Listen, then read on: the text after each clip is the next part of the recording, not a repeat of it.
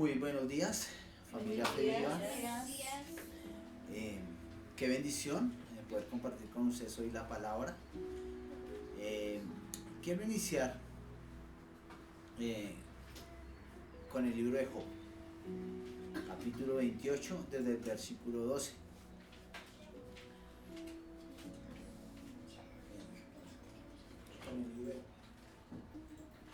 Job 28, 12, dice así: pero, ¿sabe la gente de dónde encontrar la sabiduría? ¿Dónde puede hallar entendimiento? Nadie sabe dónde encontrar sabiduría, porque no se halla entre los vivos. Aquí no está, dice el océano. Aquí tampoco, dice el mar. No se puede comprar con oro. No se puede adquirir con plata. Vale más que todo el oro de Ofir.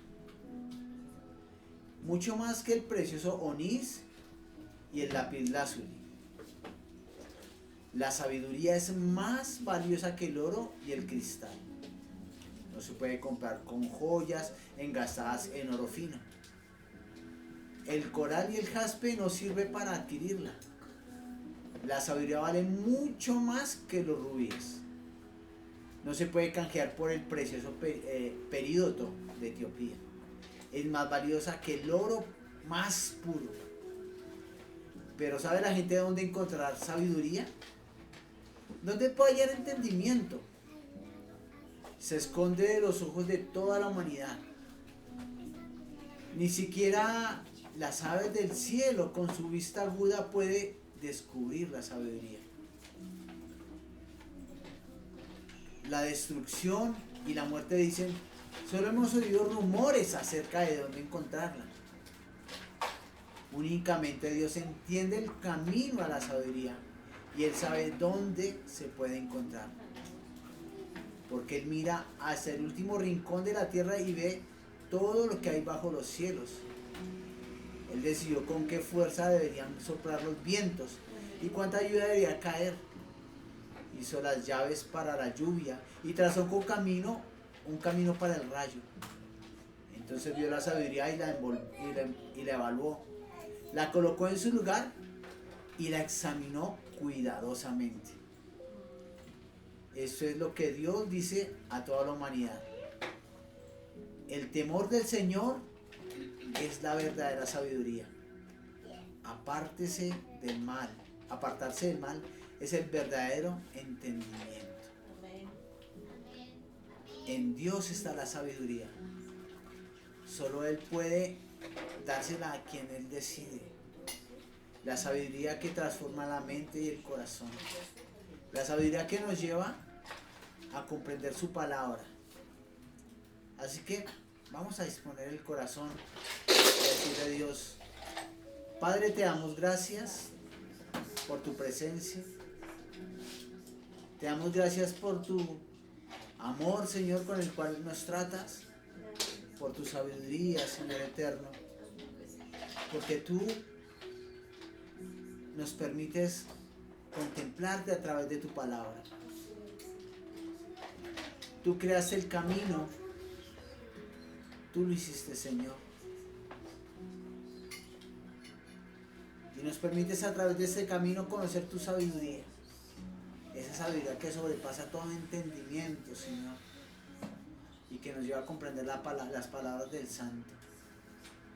Así que hoy nos rendimos a tus pies y te damos la gloria, Señor, porque tú eres el Rey, porque tú eres eterno y maravilloso, porque nuestro corazón está rendido a tus pies, Señor. Por eso mismo, hoy te damos gracias. Te clamamos que tu palabra hoy transforme nuestro corazón, Señor, pero no en nuestras fuerzas, sino en el poder de tu Espíritu Santo, Señor. Que podamos alcanzar justicia y verdad, Señor.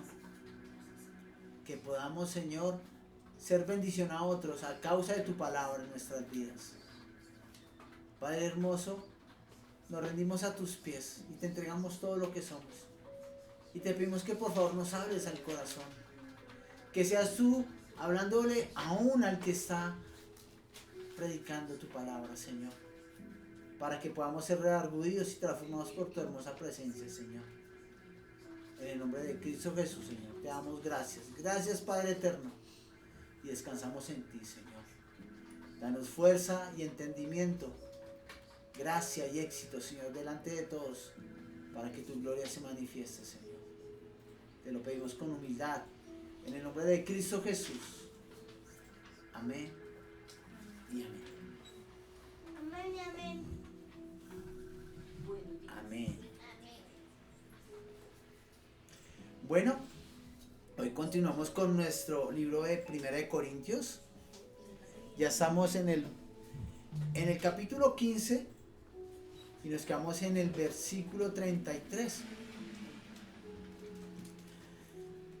Aquí Pablo está cuestionando a sus adversarios. ¿Por qué adversarios? Porque aquí la respuesta es que a Pablo no es a gente que no ha estudiado cosas, que tiene una cultura filosófica. De hecho, ellos tienen una cultura filosófica porque se basaba en todos los estudios del hombre por el hombre. O sea, un estudio de la conciencia del hombre. Pero esto no se asemejaba a la palabra. Y ellos tenían esa situación. Imagínense que llevaban 300 años, o sea, como 4 generaciones donde habían hablado sobre este tema. Sobre que no existía la resurrección, sobre que no existía la vida eterna. Pero hay gente que está en la iglesia y tiene esa filosofía. Y Jesús es vida eterna. Entonces hay un cuestionamiento con Pablo. Y pues lógico, porque ese cuestionamiento que es filosófico comienza a impactar allí la iglesia y por eso le envían esa carta a Pablo. ¿Qué hacemos con esa situación? Y entonces Pablo dice, pues si no creen en la resurrección de los muertos, que fue lo que hablamos hace 8 días, ¿qué hacen en la iglesia? O sea, ¿qué hacen ahí si creen en Cristo, pero no creen en la resurrección de Cristo? Y con el testimonio de todos los que lo vieron. Entonces, aquí es donde comienza esa tarea.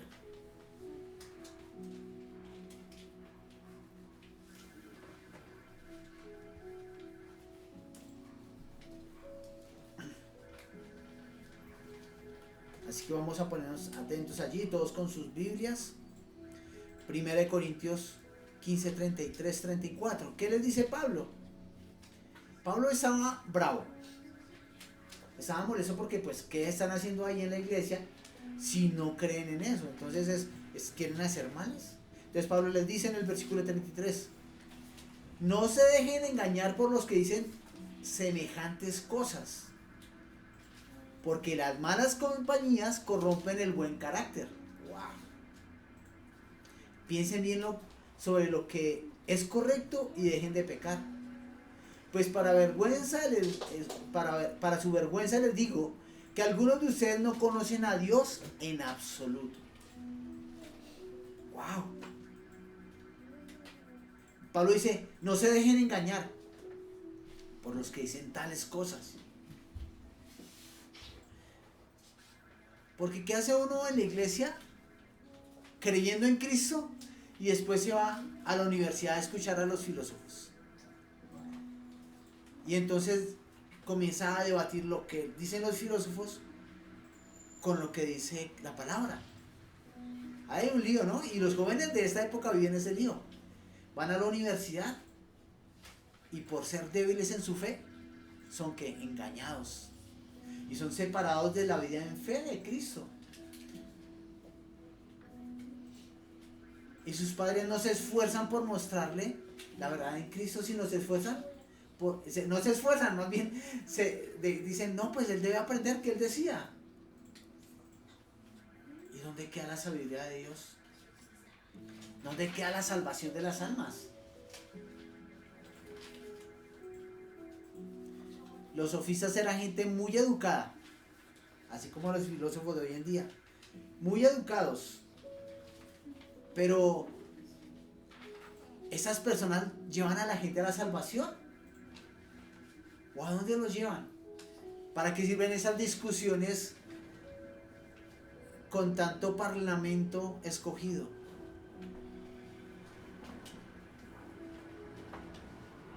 El evangelio es locura para la gente del mundo, pero para los que creen es salvación y vida eterna. Amén. Amén. Así que les está diciendo, no se dejen fascinar por estas personas que hablan muy bonito, hablan muy especial, pero ¿por qué no estudian la Biblia? Pablo siempre, o sea, no lo dice ahí, estudien, pero Pablo está ahí mostrándoles, es necesario que estudien. Y a nosotros nos dice, es necesario que estudien, porque si no, ¿cómo van a comprender? Después van a resultar engañados por los sueños de otros. ¿Y los sueños de Dios dónde quedan? La palabra de Dios dónde queda contra un sueño de un ser humano. La palabra de Dios es vida y es fe. Y es vida en el espíritu.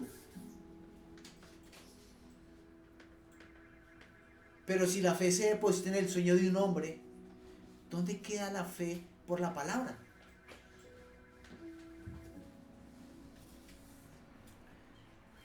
Primera de Corintios 1:18 dice: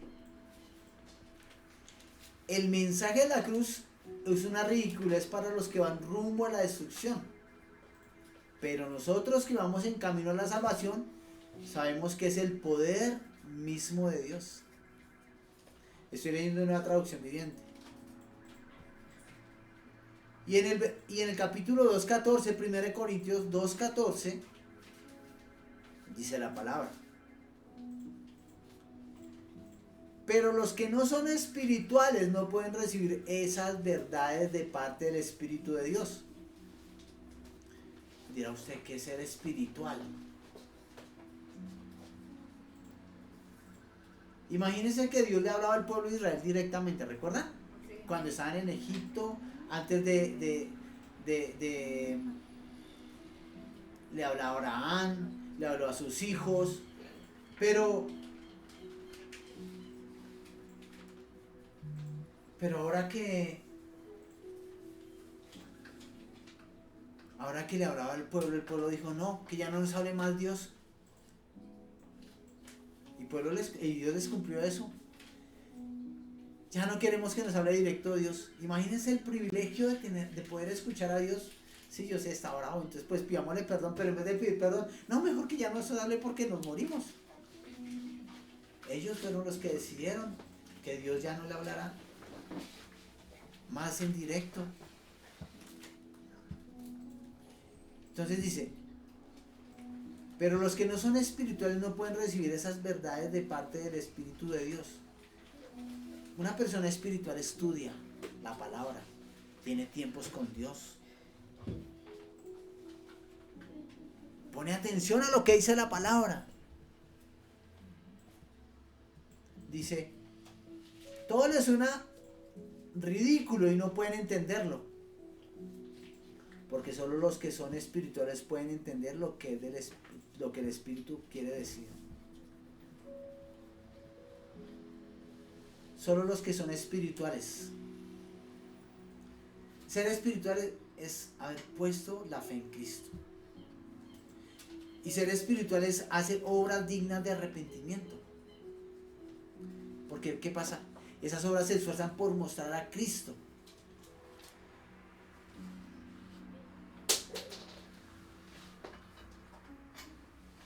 Cuando uno lee la palabra se da cuenta que ha sido tan orgulloso, tan pecador, y entonces se esfuerza por vivir una vida de arrepentimiento a su pecado, o sea, no al pecado de los demás, es a su pecado, porque nosotros no podemos vivir por el pecado de los demás, nosotros vivimos por nuestro pecado. Entonces tenemos que arrepentirnos de nuestro pecado y comenzar a hacer obras dignas de arrepentimiento, que nos lo revela su palabra. Cuando estudiamos la palabra, sí hemos pecado, hemos hecho las cosas a nuestra manera, pero no queremos seguir así. Entonces, como hijos de Dios, comenzamos a hacer obras dignas de arrepentimiento. Y todo lo que hacemos lo hacemos bajo la perspectiva, bajo la visión de la palabra. No de sueños, ni de fantasías, ni imaginaciones, sino de la Escritura.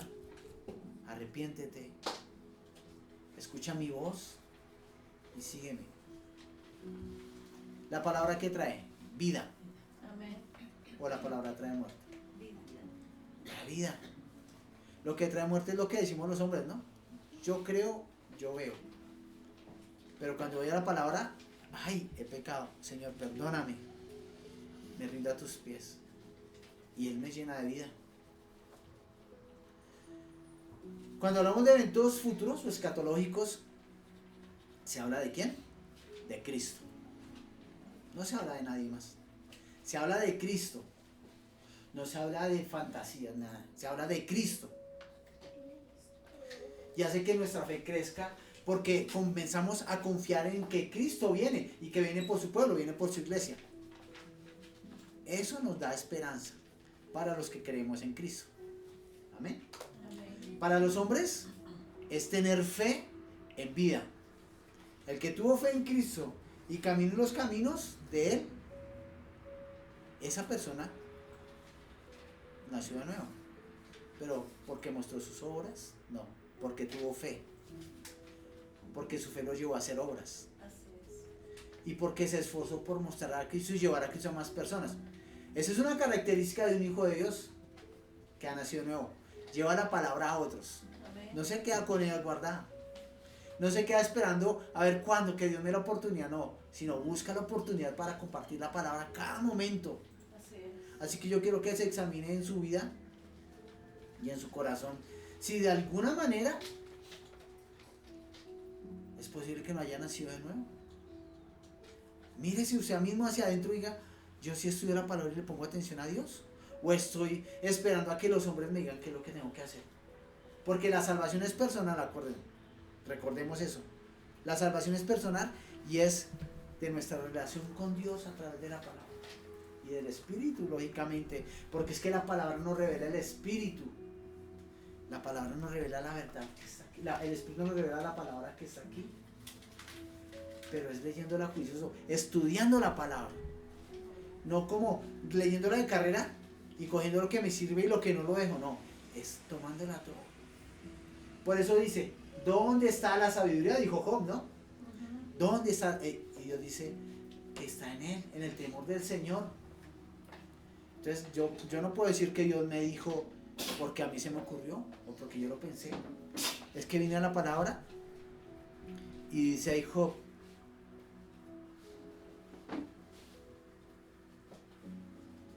hablando de la sabiduría y hablando de Dios. Entonces Él la vio y la declaró, la estableció y también la escudriñó. Y dijo al hombre, el temor del Señor es sabiduría. Y apartarse del mal, inteligencia. ¿Sabe dónde hay mal? Cuando yo me quiero poner en el lugar de Dios.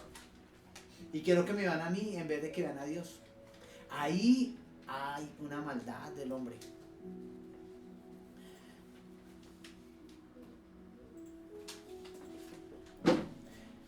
¿Qué dijo Jesús en Mateo 28-18?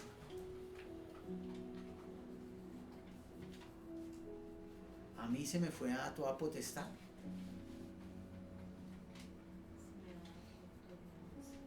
Sobre todo lo que está en el cielo y en la tierra. ¿En quién está el poder? En Cristo. No en el hombre, en Cristo. Y ese versículo me hace pensar, ¿qué tanto conozco la palabra? ¿Qué tanto conozco a Cristo? ¿Qué tanto muestro a Cristo? ¿Qué tanto me esfuerzo para conocerlo? O sea, estoy caminando la otra milla que doy. Que Jesús me dice, ¿no? Si uno te dice que camines una milla, que le ayudes con la carga una milla, cárgala dos. ¿Cierto? Él dice eso. Por la ley romana que era en esa época. Pero, ¿qué tanto me esfuerzo por ir una milla más en la búsqueda de la palabra? Y de Cristo en la palabra. ¿La estoy caminando o no la estoy caminando? ¿Me estoy esforzando o no me estoy esforzando? Por encontrar la sabiduría de Dios. ¿Qué le pasa a los de Corinto? Muy fácil. Hablemos en lenguas. Y lo hemos visto. Muy fácil. Profeticemos. ¿Qué les dice Pablo? Si realmente son espirituales, ustedes obedecerán, ¿no? Porque porque lo que dice Dios es esto y eso, y los pone en su lugar, los parámetros de Dios.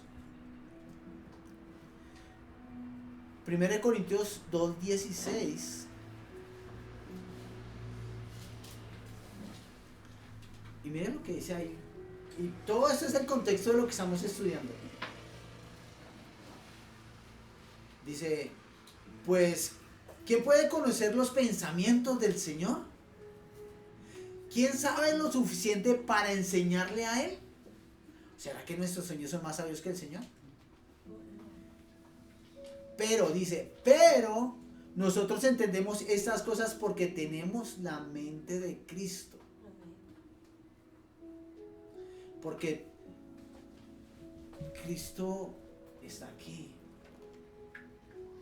Y nuestra mente nos lleva a comprender la humildad que vemos en Él para reconocer que muchas veces en nuestras fuerzas no tenemos esa sabiduría. Tenemos que venir acá, Señor, ¿eso es cierto? Yo no me puedo guiar por lo que me hizo otra persona que pensó y que miró y que no. Tengo que guiarme por la palabra. Y la palabra me lleva al Espíritu. Es que es el orden. ¿Y qué me da? Vida. Pensemos que lo correcto es obedecer y dejar de pecar. Porque pensar como el mundo nos lleva a caminar como el mundo camina. Nuestras vidas deben ir en contravía de lo que hace el mundo. Y nuestra vida debe ser como Dios manda, no como el mundo. Luz, no oscuridad. O sea, donde tú estás, eres luz porque tienes a Cristo. Donde tú estás, eres bendición para otros porque tienes a Cristo en tu vida. Porque lees la palabra, porque sabes que Jesús te dijo, ama a tu enemigo. Cuando lo leo, yo siempre entiendo, es que seas el mejor amigo de tu enemigo. Porque como dice Pablo por ahí, si tu enemigo tiene sed, dale de beber. Romanos 12:2 dice, Romanos 12:2, nueva traducción viviente.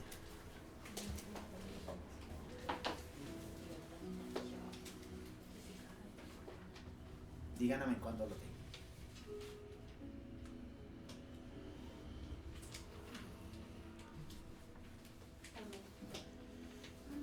No imiten las conductas ni las costumbres de este mundo. Más bien dejen que Dios los transforme en personas nuevas al cambiarles la manera de pensar. Entonces aprenderán a conocer la voluntad de Dios para ustedes, la cual es buena, agradable y perfecta.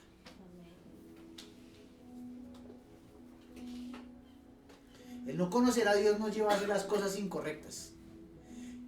Y estos pensamientos son incorrectos, por eso Pablo les dice, algunos de ustedes no conocen a Dios en absoluto. ¿Por qué? Porque vinieron los sofistas, los filósofos del mundo y los hicieron tambalear. Los hicieron, ay, pero ¿cómo así? Lógico, vienen con una cultura de atrás y hay muchos argumentos, 300 años de argumentos. Pero vino Cristo, que es la promesa. Y ni siquiera los propios hijos, los mismos que decían ser hijos de Dios, lo podían reconocer. No podían encontrar la verdad de la salvación en Cristo. Viendo que resucitó personas, viendo que sanó enfermos, viendo que liberó endemoniados, viendo milagros, que le dio comida a 5,000, a 3,000.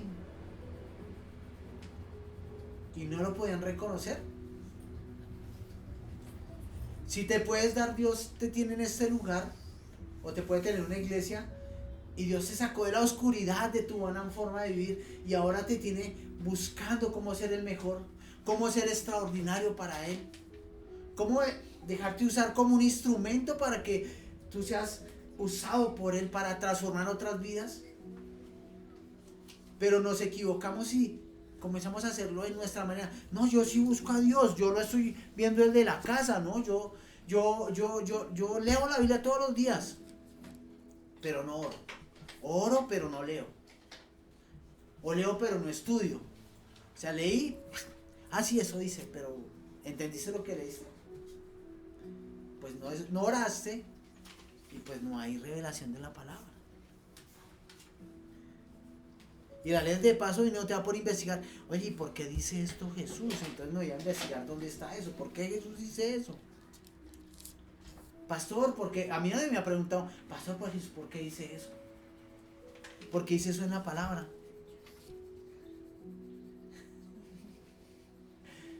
Excepto mi esposa.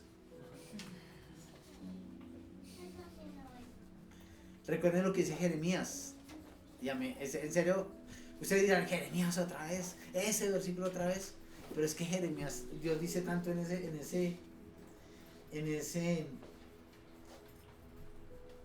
versículo que dice Jeremías 7:23.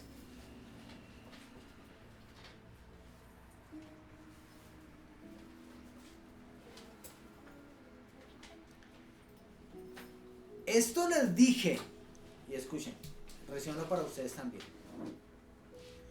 Obedézcanme y yo seré su Dios, y ustedes serán mi pueblo. Hagan todo lo que les diga y les irá bien. ¿Les irá cómo? Bien. Porque por hacer lo que queremos, lo que nosotros queremos, o por obedecer a Dios. Por obedecer a Dios. Eso se lo decía al pueblo de Israel. Vamos más atrás. ¿Qué le dijo a Josué? ¿Qué le dijo a Josué? Josué 1:6-9. Aquí lo voy a leer en versión Reina Valera.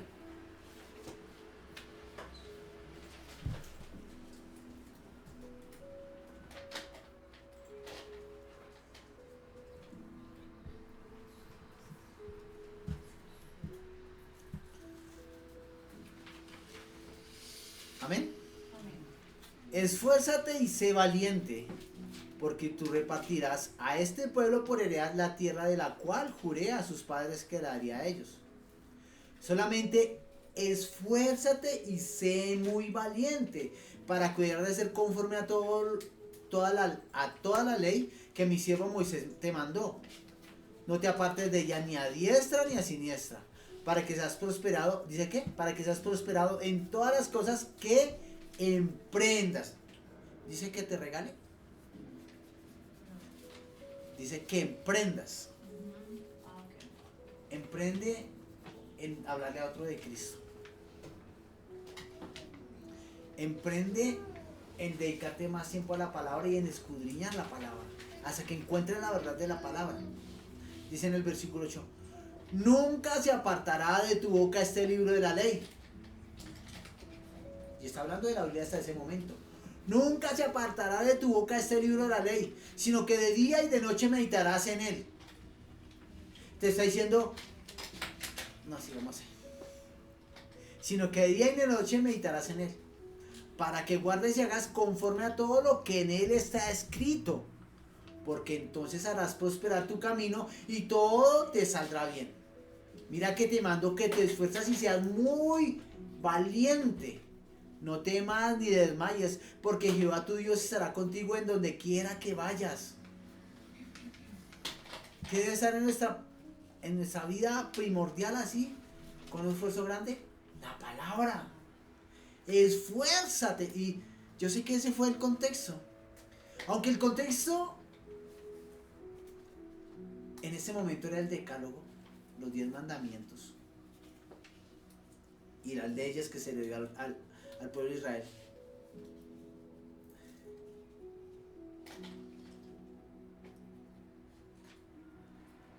Y en Jeremías era todo lo que se había hecho en cuanto a cuando Dios sacó al pueblo. Hay unos contextos diferentes, pero si ven, el centro siempre es: encuentren, búsquenme, escúchenme. Y es lo mismo que les está diciendo Pablo.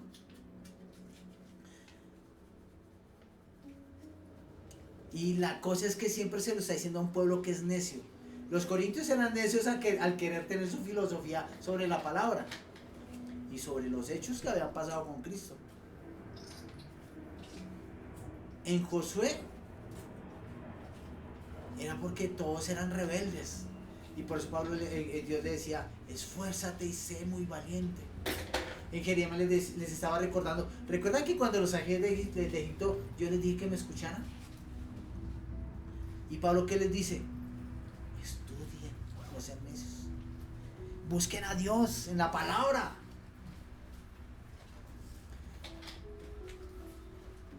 Y lo que dice en Corintios entonces es, estudiemos la palabra, iglesia, fe viva. Cuando yo leo eso, estudia más la palabra. Estudia la palabra para que no te engañen otros.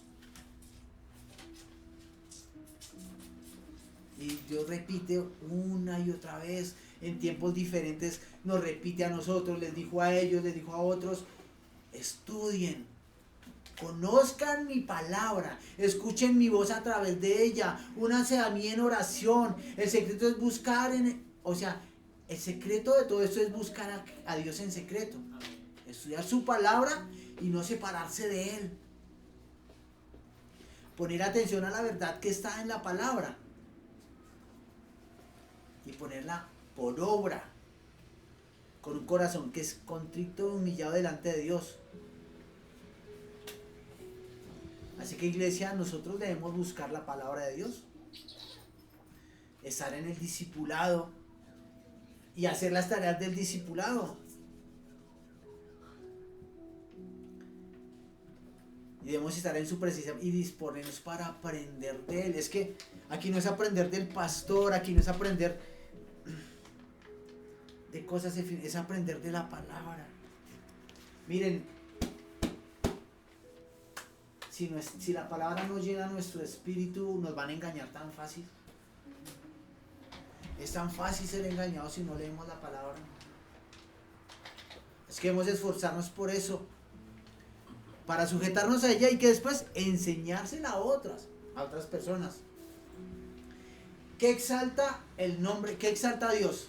Que tú muestres a Cristo a cada persona que Él pone delante tuyo. Cuando tú lo estás haciendo y enseñándole a otras personas de Cristo, Dios es exaltado. Entonces continuemos allí en 1 Corintios 15, 35 y 44.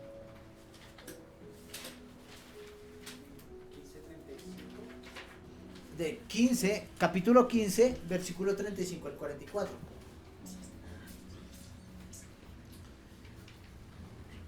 Voy, versión Nueva Traducción Viviente. Pero alguien podría preguntar, ¿cómo resucitan los muertos? ¿Qué clase de cuerpos tienen? ¡Qué pregunta tan tonta! Pablo está bravo. ¡Qué pregunta tan tonta! Cuando pones una semilla en la tierra, esa no crece y llega a ser una planta a menos que muera primero.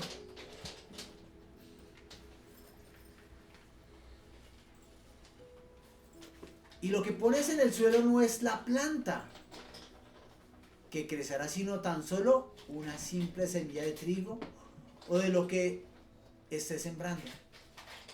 Luego Dios le da el cuerpo nuevo que Él quiere que tenga. De cada clase de semilla crece una planta diferente. De modo parecido hay diferentes clases de carne. Una para los humanos, otra para los animales. Otra para las aves y otra para los peces. También hay cuerpos en los cielos y cuerpos sobre la tierra. La gloria de los cuerpos celestiales es diferente a la de los cuerpos terrenales. El sol tiene una clase de gloria, mientras que la luna tiene otra y las estrellas tienen otra. Y hasta las estrellas se diferencian unas de otras por la gloria de cada una. Lo mismo sucede con la resurrección de los muertos. Cuando morimos, nuestros cuerpos terrenales son plantados en la tierra, pero serán resucitados para que vivan por siempre. Nuestros cuerpos son enterrados en deshonra, pero serán resucitados en gloria. Son enterrados en debilidad, pero serán resucitados en fuerza. Son enterrados como cuerpos humanos naturales, pero serán resucitados como cuerpos espirituales. Pues así como hay cuerpos naturales, también hay cuerpos ¿qué? Espirituales. Muchas veces se confronta el evangelio con ignorancia. Porque pues estas dos preguntas son bien... Pero de todo viene de la filosofía, de la ignorancia del hombre. No sé si a veces estás hablando con alguien y alguien habla de Dios, una cosa que es errada, y tú la tienes clara. Y tú dices, no, este hombre está equivocado. Y tú quieres corregirlo, pero tienes que pedirle sabiduría a Dios. Porque por más que tú sepas, tienes que tener el respaldo de Dios. Y esa ignorancia nos lleva nos muestra que muchas veces somos como los de Corintios. ¿Por qué? Porque no estudiamos la escritura. A ellos les pasaba eso por no estudiar la escritura, por no estudiar lo que pasó con Jesús. No entendían lo que decían. Y muchas veces que lo intentaban, querían que solo con leer apartes podían decir, por ejemplo, cuando hablaban en lenguas. Claro, ellos leyeron y escucharon que en Pentecostés había venido el Espíritu Santo y habían hablado en lenguas. ¿Recuerdan lo que aclaró Pablo? Eso que habían profetizado en Isaías se cumplía en ese día, porque se habló a través de lenguas a todo su pueblo, pero aún viendo que le están hablando en sus diferentes dialectos no creyeron. ¿Recuerdan? Entonces muchos dijeron que estaban locos, otros dijeron que estaban borrachos, y Pablo les aclaró eso. Ese acontecimiento fue para esa fecha y fue para el pueblo de Israel. Así que de acuerdo a eso que nos dice Pablo, ¿estará bien si alguien viene y dice que está hablando en lenguas? ¿Está bien ir a predicar a una iglesia que es de otro país, en otro idioma? Pues debe haber un traductor, ¿cierto? Sí. Entonces lo mismo dice Pablo. Entonces, si alguien habla en lenguas, pues entonces que haya un traductor. Diga, no se lo impidan, dice. Pero debe haber un traductor. Un traductor. Algo fácil. Pero miren, muchas veces no estudiaban los escritos, no entendían lo que decían, y muchas veces de lo que intentaban creían, de lo que inventaban cosas, pero solo por leer apartes, por hacerlo al afán, sin dedicarse a eso. No comprendían el mensaje que había ahí, y Pablo no la aclara, no, porque no es fácil. Nosotros que estudiamos la palabra todos los días y llevamos 20 y tantos años estudiando, nos damos cuenta que no es fácil. Aún yo creo que hay cosas que cuando las leemos no las entendemos, y hasta que escudriñamos bien al fondo allá, decimos, wow, yo no creí que fuera así, esto es otra cosa. ¿O a cuánto nos ha pasado este último año que hemos aprendido tanto que decimos, wow, eso no era así como pensábamos? Debemos tener muy en cuenta eso, porque la palabra trae un mensaje y es de salvación. Pablo le dice, qué pregunta tan tonta. ¿Y qué hace? Trae una comparación con una semilla. Cuando vemos una semilla, digamos que no sabemos de qué es la semilla y la sembramos. ¿Tú vas a saber cómo va a ser el árbol? No. ¿Quién le da la forma al árbol? Dios. Dios le da la forma al árbol. Porque incluso tú puedes colocar 2 semillas del mismo árbol. 2 semillas de mostaza. Tú las siembras. Y las dos crecen y los 2 árboles no son idénticos. Son parecidos. Pero cada árbol tiene su gloria. Es diferente.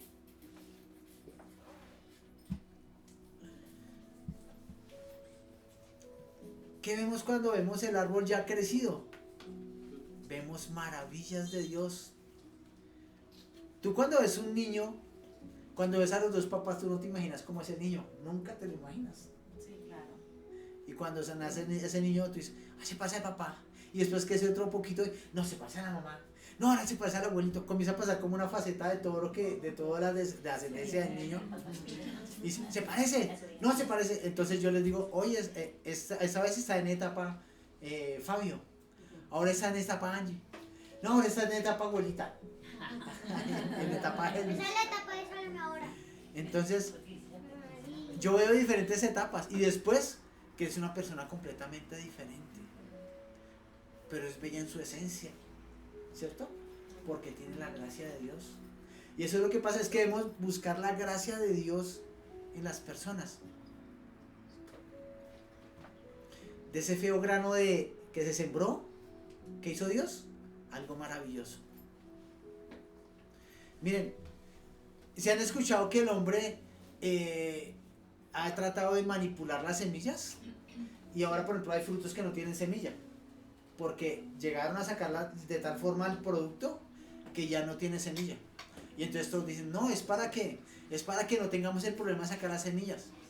Pero es mentira, es para manipular la alimentación, porque tú ya no puedes sembrar una semilla de ese producto. Hacen injertos. Pero imagínense que no han podido sacar nada original de ellos, porque el ADN lo dio Dios. O sea, el original lo dio Dios. Y por más que intenten sacar clones, por más que intenten sacar XY, no pueden sacarlo de otra manera, porque para sacar eso tienen que haber sacado algo que hizo Dios. Por ejemplo, una mula, o un mulo, creo que es un mulo, viene de un caballo y un burro, ¿no? Sí, Sale una mula. La mula. Pero la mula no puede dar después descendencia. ¿Me explico? Es única, finita. Así somos los hombres, finitos. Pero Dios es infinito, es eterno, es desde el principio y hasta el fin. Entonces, esas características solo pueden venir de Dios, por más hombre que sea, por más científico, por más dinero que tenga. Sin entenderlo, todo el dinero que tiene es de Dios. Y Dios le está diciendo, toma todo mi dinero, pruébame que puedes algo, tómalo, ahí te lo dejo. Y lo llena de plata. Pero a los hijos de Dios, cuando nos pasa eso, debemos entender que eso es para ayudar a otros. Eclesiastés 3:19 al 21, nueva traducción viviente, dice así. Eclesiastés 3:19 al 21.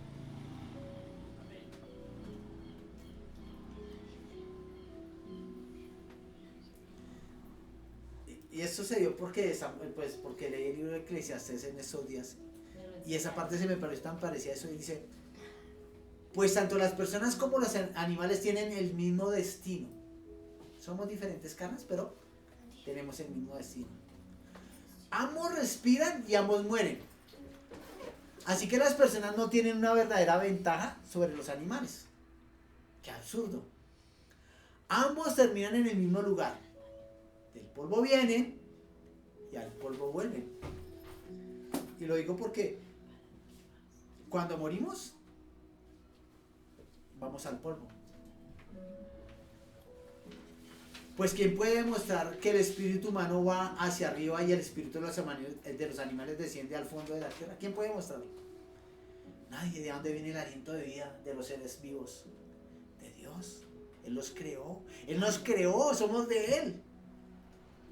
Nuestro espíritu es de Dios y a Él regresa. Amén. Somos suyos, creados para mostrar su gloria. Nos creó como a Él le agradó. Como a Él le agradó, dígase ahí, Dios me creó como a Él le agradó. Dios me creó como a Él le agradó. ¿Para qué me creó? Para que manifestara su gloria. Dice en Eclesiastés 7:29. Dice así. Sin embargo, se encontré lo siguiente. Dios creó al ser humano, hombre y mujer, para que sea virtuoso. ¿Qué es ser virtuoso? Que andes bajo las promesas de Dios. Que seas el hombre o la mujer que glorifica a Dios. Pero dice ahí el rey. Pero cada uno decide seguir su propio camino descendente. Con todo y lo que dice el rey Salomón y Pablo, el hombre es creado para mostrar la grandeza de Dios, pero cada uno decide cómo llegar a la muerte. Tú decides cómo llegar a la muerte, en gloria, en la gloria de Dios, o en la oscuridad del mundo.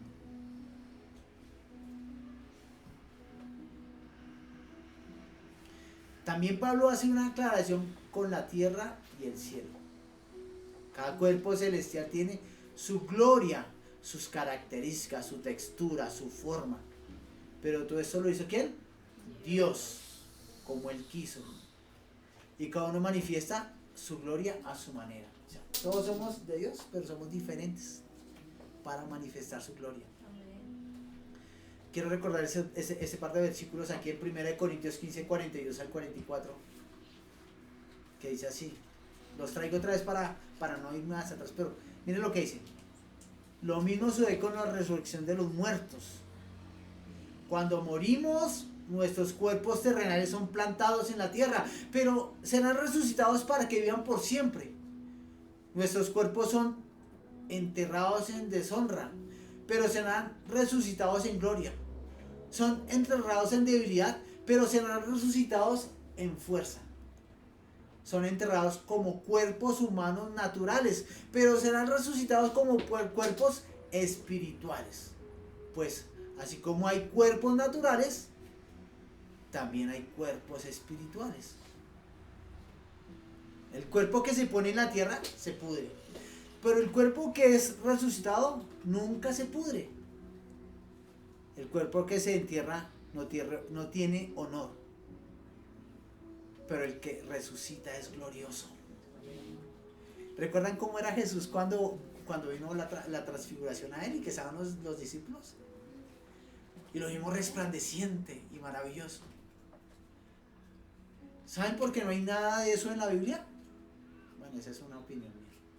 Porque si hablaran de lo maravilloso que va a ser el cuerpo de los hijos de Dios cuando resuciten, pues nos envaneceríamos más. ¿Sí ves? Todo se trata de vanidad. Porque delante de Dios para estar delante de su presencia tenemos que ser muy parecidos a Él, maravillosos. Pero la Biblia no lo habla para que no nos envanezcamos de eso, porque nos podrá llevar a perdición. Así que la gloria es de Dios, porque somos de Él.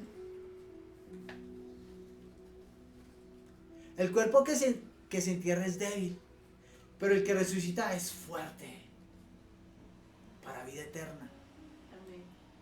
Lo que se entierra es el cuerpo físico, pero lo que resucita es el cuerpo espiritual. Porque así como hay cuerpos físicos, también hay cuerpos espirituales, termina Pablo aquí. Y yo quiero dejarlos ahí en el enlace, porque no quiero que se pierdan la otra semana lo que sigue. ¿Cómo es nuestro cuerpo espiritual? Pues mira, te lo tienes que ganar acá. Aquí está. Con las verdades de Dios en tu vida. Para que ese cuerpo terrenal que se va a morir un día haga las obras maravillosas que Dios nos mandó a hacer, para que su gloria se manifieste. Entonces, vamos a ponernos de pie.